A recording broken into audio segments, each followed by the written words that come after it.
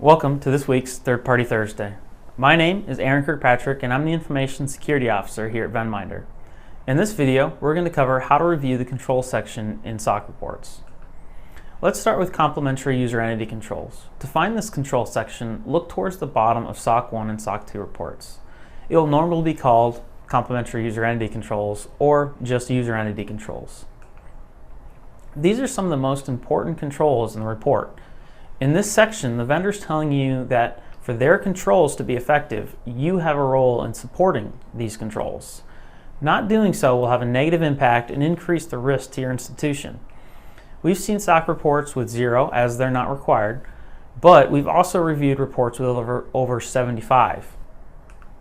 In an effort to reclarify their original intention, the AICPA notes in SSA 18 that complementary user entity controls should directly relate to the products or services the vendor is providing and be associated with the vendor's control environment. It was becoming common to find generalized best practice controls listed as complementary user entity controls.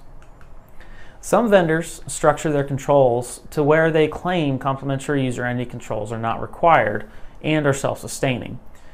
In regards to complementary user entity controls, expect your regulator to ask two things. First, to see a list of vendors where complementary user entity controls are identified in a vendor's SOC report, and especially for critical and high-risk products. This is your chance to demonstrate that you actually read the report and know where these controls exist. Second, they'll ask to see evidence of processes and/or procedures you have put in place to ensure that you are executing internally on those controls. Be ready. We know this commonly happens during client exams. Let's switch over to the vendor's control environment, which consists of control objectives, a general category of policies and practices in place meant to achieve a common goal, and then control activities, those actual policies and practices. An important area to look at within this section are the tests the auditor actually performed to determine whether the control activities were operating effectively throughout the period covered by the report. Looking into how the controls were tested sometimes reveals how well the auditors know the product or service type. As you review these controls, are there any exceptions noted on any of them? Exceptions are noted deviations from the documented control environment as discovered by the audit entity, or in other words, the vendor stated they have a control in place, the auditor tested it, and discovered either a gap in the process or a case, or multiple, where the control failed.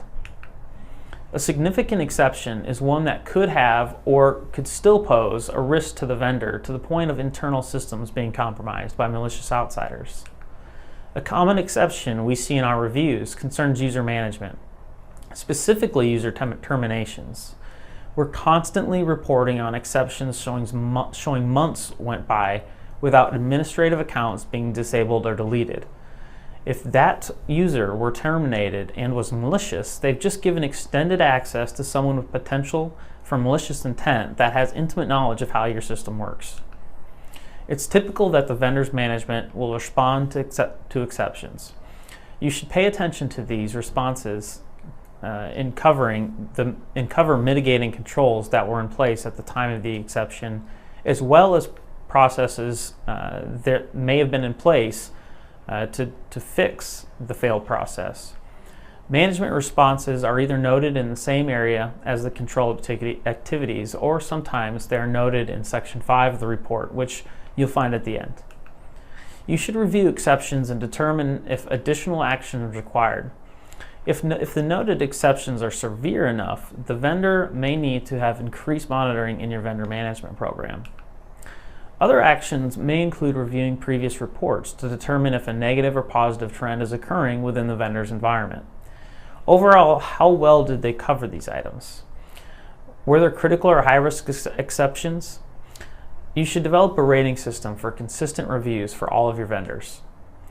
This rating system should inform your overall risk assessment on the vendor and carefully identify any remaining risk associated with doing business with the vendor.